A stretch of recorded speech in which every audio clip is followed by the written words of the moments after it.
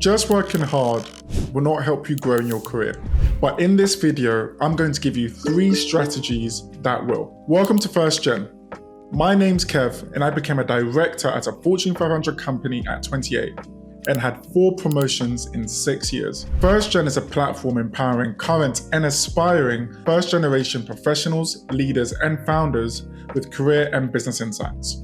So a lot of you are keen to grow and you're ticking everything off your job description and you're nailing your role, but you still feel exhausted, frustrated, confused, and feel like you're doing enough. Unfortunately, what a lot of first generation professionals don't realize is just working hard is not enough, especially in today's environment, which is competitive and there's limited opportunities and promotions.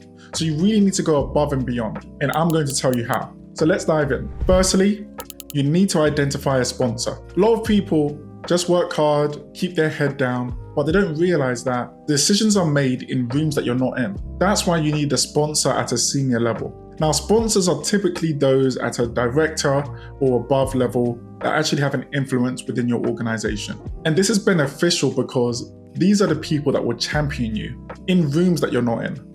During performance reviews, they're the ones that will advocate for you. They're also able to identify projects that might be good for you to work on, that will help you to advance in your career. And they can also give you guidance on what skills that you need to develop in order to grow. And these are going to be things that are just not on the standard career framework that you might have. These are going to be really the value added insights that you need to really demonstrate how good you are. Now, how do you go about actually finding a sponsor? Well, it starts with just reaching out to a senior leader and ask them for a coffee. Ultimately, it's all about building relationships. And I know a lot of first generation professionals might be scared to do that because they haven't seen anybody at the senior level that looks like them. And I understand, I get it. But if you don't ask, you don't get. And there's a lot of people at senior level that are willing to champion people who are determined, passionate, and also committed to doing the work. So reach out and you might be surprised about who actually is willing to support you. Secondly, network within your organization because visibility matters. Do people beyond your team know who you are? If not, that's a problem. This is even more important now with hybrid and remote working, where most people are not even in the office. But this is important because people talk. And so if your manager or your senior leader hears good things about you from somebody based on a conversation you had with them, this helps shape their perception of you. Also, it can help you become a key connector within your team, and you'll be able to find somebody to help you with something that you need. How do you go about networking effectively within your organization? Well, firstly, it starts by just going into the office. Now, I know that a lot of people are not gonna like that, and it might be a bit unpopular, but it's just the reality of the situation. Especially if you're new or you're still junior, you really need to be going into the office to meet people.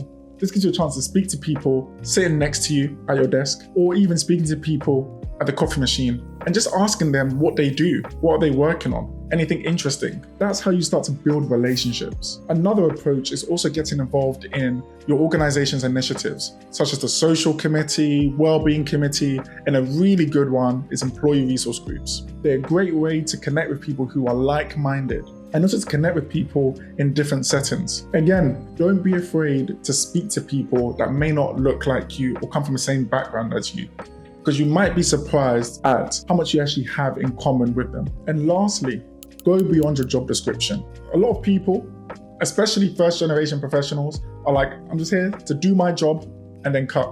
And that's great if you don't want to grow. But if you're serious about growing, you really need to go above and beyond your job description. And this is important because it demonstrates your capability at working at a higher level.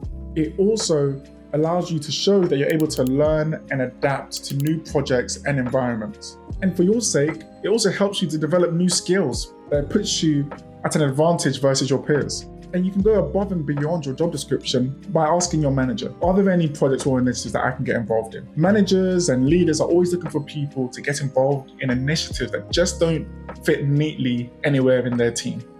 And you can be the person to actually take that on. So don't be shy and raise your hand.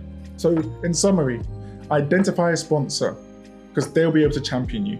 Network within your organization because visibility matters. and go beyond your job description, because your job description is the bare minimum. I'm here every week sharing career and business insights, so subscribe to First Gen.